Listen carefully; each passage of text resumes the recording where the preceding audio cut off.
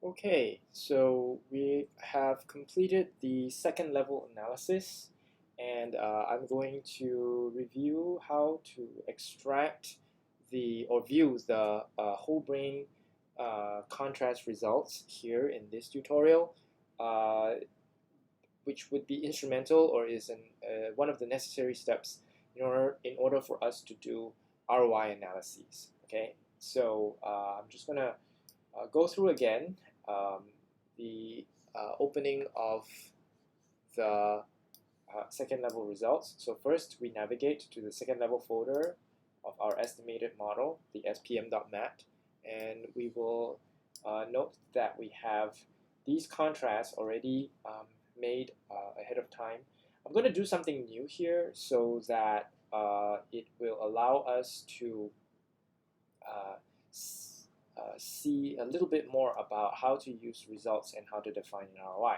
So let's say I define my ROI as brain areas in which the response to P31 is greater than the response to P33. Some of you might notice that that would be the response to do with the main effect of rep, all right? But I want to define it specifically for 3.1, okay, versus 3.3. So in order to do that, I would define a new contrast and I will call it P31 minus P33. And I'm going to set my contrast as such, 1, 1, 0, 0, minus 1, minus 1. If you apply this contrast vector, you will see that it takes this configuration, which means it will average these two estimates and then minus the average of these two estimates, which would give us P31 minus P33 on average across both age groups. So we're going to apply that, and we're going to let SPM tell us where are the brain images that show these significant contrasts. We're going to use a relatively lenient threshold here. And we see that for this contrast, we have this voxel, this cluster in the left inferior occipital gyrus, the left inferior frontal gyrus. Not surprising because that's where we saw the main effect as well, right? So let's say we want to define this cluster as a ROI. I'm going to first do a functional ROI based off of this contrast image, this functional contrast image. So using this functional contrast image, we can define functional ROIs. And to do that, I can first click on Save, and then save all clusters or save current cluster. Okay, so if I save current cluster, a output file name would be asked, and I'm going to call this, because I know it is the left inferior frontal gyrus, I'm going to also specify that it is from, I'm going to specify that first, this is from the contrast P31 minus 33, and the resulting region of interest is the left inferior frontal gyrus, and this was found using a P threshold of 0.001 and a K threshold of 20 voxels. So this output file name would result in an nifty image called P31 minus 33 LIFG P001 K20 nifty file. So if I want to see that, I can, of course, open this file using the display function.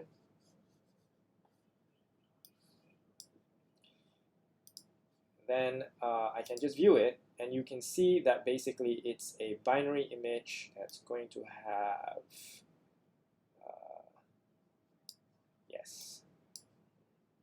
that's going to have basically ones around where the cluster voxels are and zeros everywhere else. Now at this point, the format is in nifty format, and our ROI tool that we are using in this class is MarsBar. So we're going to have to import this nifty cluster image into MarsBar's format. And so to do that, we can open MarsBar, and I've loaded MarsBar in my SPM toolbox, so I can click it from the toolbox selection there. But if you don't have it, you will have to call MarsBar from your command window. And so now I want to define a functional ROI based on the nifty image that I just created from the 3133 contrast, right? The left IFG cluster. And so to define a functional ROI, what I do is I click on the ROI definition option and I click on build. And then I specify the type of ROI as an image. And it's going to ask me which image am I going to use to define my ROI? Well, I'm going to use the P001, the LIFG that I just specified, and maintain as a binary image. Yes. Apply function to image. Do I want to modulate this binary values? No. And what's the description? Well, you can type in anything you want, but I'll just leave it as the default. And also the label as the default. And at this point, Mars bar should generate an ROI file that will be created. It will ask you the file name that you want to name the file, and I'll just accept whatever default, and it will be created in the same folder. You can see that now I have an ROI.mat. Now this is a format that Mars bar can read, so in order for us to check, we can use ROI definition option again. This time click view, and in the view appears, you can select the ROI you want, and it will show you the left inferior frontal gyrus cluster that we just made. So here we have the LIFG, and in order for us to use this ROI to extract the brain data, we will then now use the data option in Mars bar, extract ROI data, and it will ask you which ROI do you want to use to extract data for. You just select the ROI that we just made. I'm going to click done. And it will ask you then which SPM file do you want to use that contains the data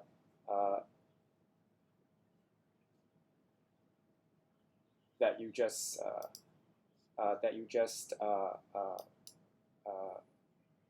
selected, right? And so here's the output after you applied the ROI on the SPM.mat, and it would have saved the data into, it would have first extracted the data, but it hasn't done any kind of putting the data into any variables yet. In order for us to actually use the data, we're going to have to click data option again, and now save data to a file. And we want to say save file name to save the ROI data. In this case, we're going to use the P31 minus P33 LIFG P001 K20 M data, because that's all there's in here for now. Okay, doesn't have to be. So once I have this, I can load the .mat file, and once I load it, you'll see a whole bunch of variables will appear in the workspace. The most important thing is the Y variable, and you can see this is there's 18 rows here and one column. There's one column because there's only one ROI, but there's 18 rows because in my data set, in my design matrix, which I will show people here, if I review the design, the SPM.mat that was used to extract the data, there are 18 rows. So the first row is Y01 con 002, second row is Y02 con 002, so on and so forth. There are 18 rows. So that's what this Y variable is about. So I'm going to load it again because it kind of refreshed. So that's what all these 18 are.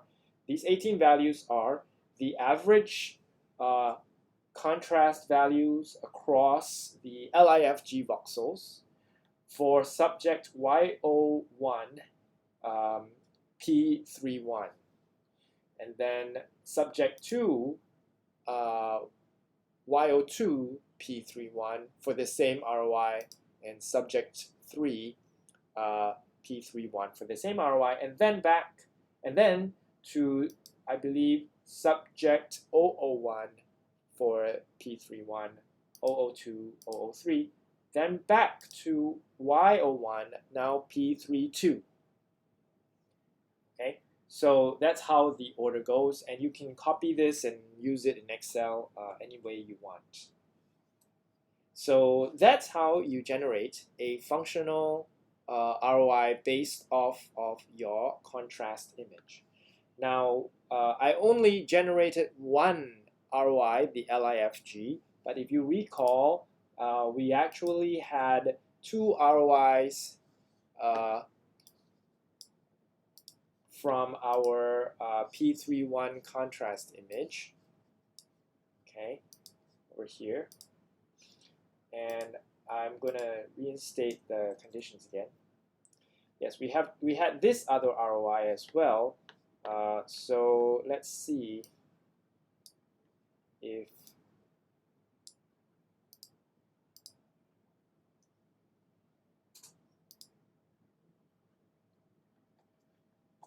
it doesn't. If you wanted to define this as another ROI, then you're gonna have to say like define this current cluster, and it's gonna go to that cluster, and then save it again, current cluster, as another ROI. This time I'm gonna say it's the, again, P31 minus P33 left. I'm gonna say it's gonna be the left superior occipital gyrus, and it's gonna be the same kinds of criteria, right? So now we have two ROIs, okay? And I'm going to use Mars bar also to create this, just so you can see how to use more than one ROI at a time. I'm going to go through this again, just to reiterate the process. Yes, no, and just accept the defaults.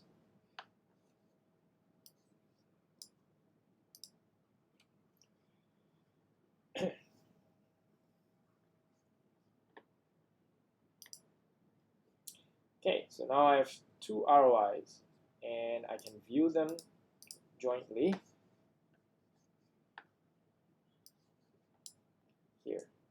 LIFG and the left SOG. When I click done, you'll see that there are two ROIs here.